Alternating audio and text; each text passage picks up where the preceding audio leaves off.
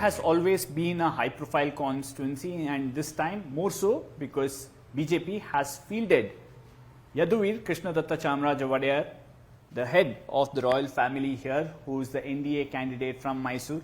Sir, thank you for talking to us today. A pleasure. Thank you for having me. First of all, why this decision? Well, it's been about a year in coming, but a process of the last 9 years, obviously.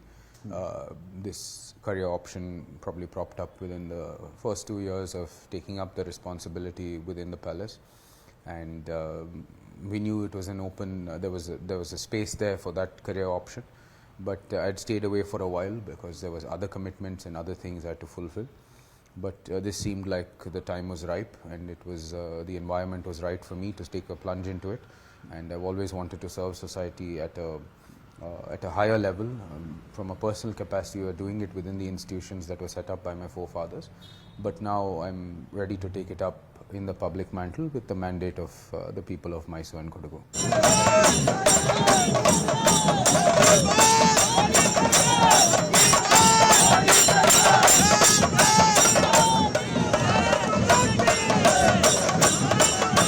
It also comes with its own challenges. Certainly. I'm sure you would have thought about it. When you're in the palace, people respect you.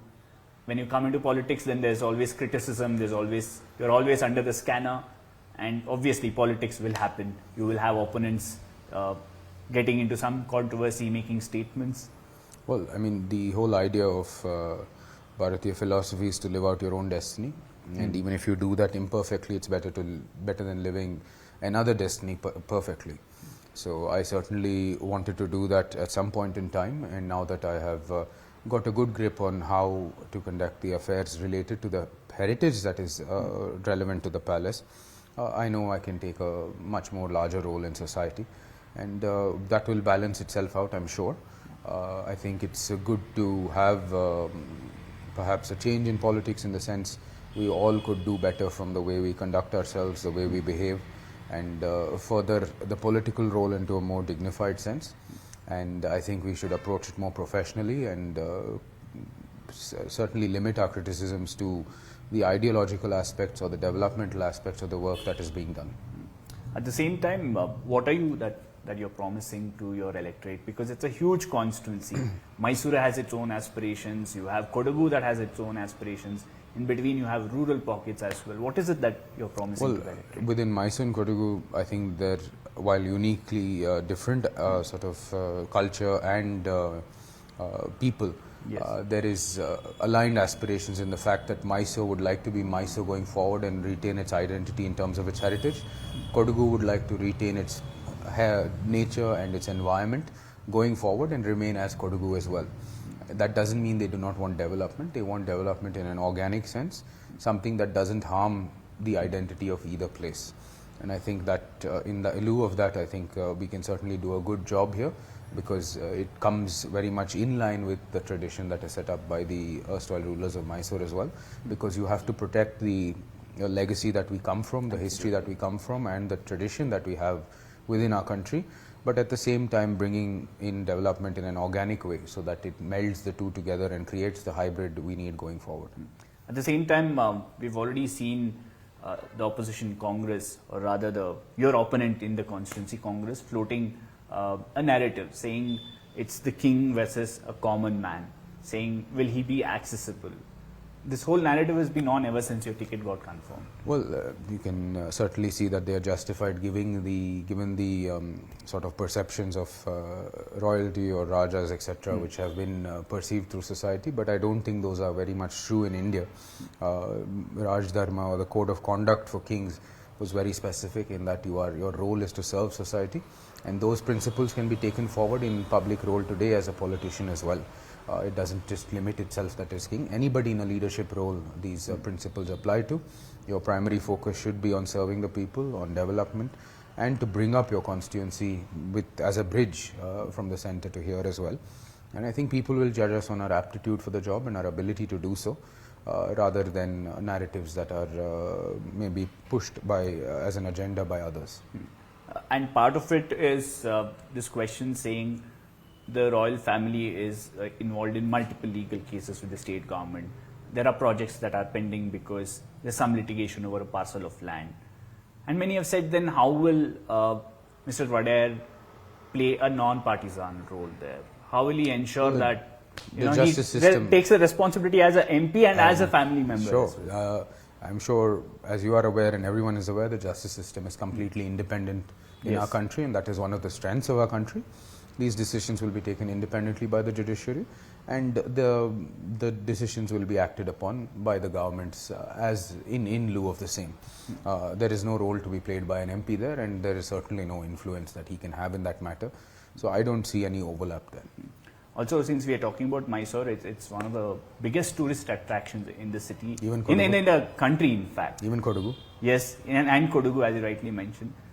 What is it that you want to bring in terms of change, whether Kodagu or Mysore? Well, again, it comes back to this aligned sort of economic goals as well for both states. Both have this dependency on tourism as the primary economic driver in many facets.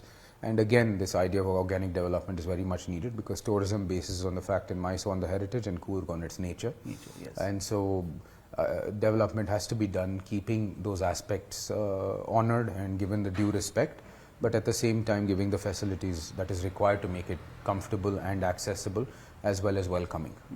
Also, if you do go on to get elected as Mysuru MP, you will be one of the youngest going in from Karnataka. Yes, there are other younger candidates.